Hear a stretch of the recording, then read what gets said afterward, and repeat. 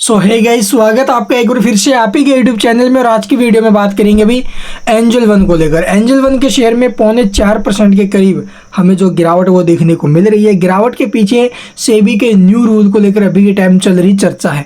जी हाँ, अभी के टाइम न्यू रूल को लेकर चर्चा है। आगे ऑप्शन ट्रेडिंग के ऊपर जो भी बड़े रूल लेकर आ सकती है सेबी, जिसकी वजह से ये जो स्टॉक है वो फिसल रहा है। अभी देखो, अभी के टाइम देखो, हाई वॉल्यूम अगर जा रही है, ठीक है, जितने भी ट्रेडर्स हैं इंडिया के अंदर, ट्रेडर्स की संख्याएं बढ़ रही है, छोटे ट्रेडर बड़े ट्रेडर है, उनके ऊपर लगाम लगाना सेबी का मेन मकसद है। यानी कि इस सबसे सट्टेबाजी हो रही है, वीकली एक्सपायरी के ऊपर हाई वॉल्यूम क्रिएट हो जाती है, जिससे स्टॉक के प्राइस के ऊपर बहुत ज़्यादा इम्पैक्ट आता है। तो इससे छोटे निवेशक वहाँ पर ट्रैप हो जाते हैं। तो इन सभी को कंट्रोल करने के लिए सेबी जो भी न्यू रूल लेकर आ रही है, और उसी की वजह से आप लोग देखोगे भी हमें यहाँ पर बिग फॉल देखने को मिला। आप मान के चलिए भाई, अगर मान के चलो भी कंपनी 20 रुपये इंट्राडे कर है, 20 रुपये ब्रोकरेज ले रही है, बेचने के बाय करने के 20-40 रुपये, ठीक है, और अदर टैक्सेस वगैरह हो जाते हैं। तो उन सबको देखते आप लोग देखोगे भी अगर आगे चल के वॉल्यूम में कम हो जाएगी, ठीक, तो ऐसे में एक कंपनी कहाँ से कमाएगी। इससे पहले आपने देखा होगा अभी सेबी ने इनके ऊपर कड़ा प्रहार किया था। जो ब्रोकर्स है, डिस्काउंट ब्रोकर है, उसके अगेंस्ट रूल लेकर आई, ठीक है, उसके कारण इनके ऊपर बहुत गहरा प्रभाव पड़ा। 20% के आसपास, 25% के आसपास टोटल अर्निंग में वहीं से कमाई करते हैं, उसके ऊपर प्रहार किया गया।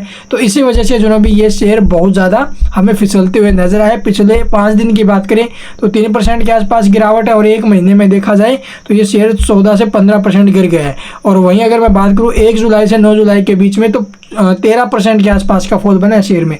इसी बीच इसने अपने क्वार्टरली अपडेट भी जारी किए थे पीछे, वो बहुत अच्छे थे, लेकिन उसका भी कुछ खास इंपैक्ट नहीं रहा स्टॉक के ऊपर। तो चलिए सेबी के न्यू रूल क्या हो सकते हैं ऑप्शन ट्रेडिंग को लेकर, वो आपको मैं दिखाता हूँ। तो यहाँ पर देख सकते हो भी फ्यूचर एंड ऑप्शन में बदलाव के लिए वर्किंग कमेटी ने कई बड़े प्रस्ताव रखे हैं, ठीक है, बहुत से प्रस्ताव रखे हैं भाई। और 30 लाख करोड़ रुपए तक जो अभी बढ़ सकती है लॉट साइज, ये रिपोर्ट आ रही है अभी। फ्यूचर एंड ऑप्शन में आने वाले समय में बड़े बदलाव हो सकता है, और वर्किंग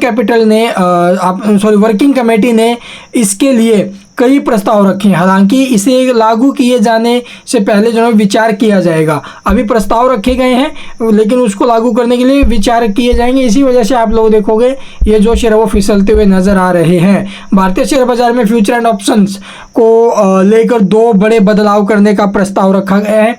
सेबी की ओर से नियुक्त की गई वर्किंग कमेटी ने ये दोनों प्रस्ताव रखे हैं, ताकि सट्टेबाजी की वजह से जो अनियंत्रित वॉल्यूम पर लगाम लगाई जा सके। और वॉल्यूम आप लोग देखोगे ज़्यादा होगी तो इन कंपनियों को बेनिफिट होंगे, इन कंपनियों का अच्छा खासा जो भी इनकम जनरेट होती है उससे। अगर वॉल्यूम में कम हो जाएगी तो, और उसी के ऊपर जो भी कंट्रोल करने के बारे में सोच रहे, तो इसलिए इनकी आमदनी के ऊपर आने वाले टाइम में कड़ा प्रहार होगा और उनके ऊपर दबाव देखने को मिलेगा। मनी कंट्रोल ने सूत्रों के हवाले से एक रिपोर्ट में इस बारे में जानकारी देते हुए कहा है कि फ्यूचर एंड ऑप्शन के लिए बनाई गई वर्किंग कमेटी ने डेरिवेटिव कॉन्ट्रैक्ट की लिमिट को मौजूदा 5 लाख से बढ़ाकर 20 से 30 लाख करने की सिफारिश की है। और ऐसा हो जाता है तो छोटे जो ट्रेडर हैं वो यहाँ पर हाथ नहीं मार पाएंगे भाई। अभी टाइम क्या होता है, जो छोटे छोटे निवेशक हैं, छोटे भाई आते हैं, ठीक है, उन्हें इन्वेस्ट करना चाहिए, लेकिन इन्वेस्ट की बजाय वो ज़्यादा लालच करते हैं और फ्यूचर ऑप्शन की तरफ भागते हैं, फिर वहाँ पर जाके ट्रैप होते हैं, वहाँ पर अपना पैसा गंवा कर आते हैं। तो इसलिए उनको जो भी उसके लिए ये चीज़ें न बने, इसीलिए जो भी की जा रही है। वीकली ऑप्शंस में आप लोग देखोगे एक हफ्ते में प्रति एक्सचेंजेज केवल 1 एक्सपायरी तक सीमित करने का जो भी प्रस्ताव रखा है। और साथ ही ऑप्शन कॉन्ट्रैक्ट्स के लिए जो स्ट्राइक की है संख्या पर भी जो भी सीमा लगाने की बात कही गई है। और क्या है सभी प्रस्ताव, कैपिटल मार्केट रेगुलेटर सेबी ने पिछले महीने ही एक वर्किंग कमेटी का गठन किया था, और ताकि हाल ही के साल में बाजार में रिटेल भागीदारी बढ़ने के साथ ही होने वाले सट्टेबाजी पर भी लगाम लगाई जा सके। वर्किंग कमेटी की सिफारिशों में 2 ऐसे प्रस्ताव हैं जिन्हें लागू किए जाने से वॉल्यूम पर असर पड़ सकता है, ठीक है। तो वॉल्यूम के ऊपर ही असर डालना मेन मकसद है। वीकली एक्सपायरी एक दिन बहुत ज़्यादा हाई वॉल्यूम हो जाती है, ठीक है, तो उसको कंट्रोल करना, यानी जो छोटे ट्रेडर्स हैं उनको यहाँ से जो भी थोड़ा सा अभी दूर रखना इनका मेन मकसद। छोटे ट्रेडर उनके लिए पहला प्रस्ताव, छोटे ट्रेडर्स के लिए पहुँच से बाहर करने के लिए कॉन्ट्रैक्ट साइज में बड़ी बढ़ोतरी की जाए, ठीक है, जो छोटे ट्रेडर उनको दूर किया जाएगा यहाँ से। दूसरा प्रस्ताव, वीकली एक्सपायरी की संख्या को सीमित करना। ठीक है, उसके बाद ये टोटल अपडेट अभी, और इसी के चलते आप लोग देखोगे आज हमें इस शेयर के प्राइस के ऊपर भी एक्शन देखने को मिला है।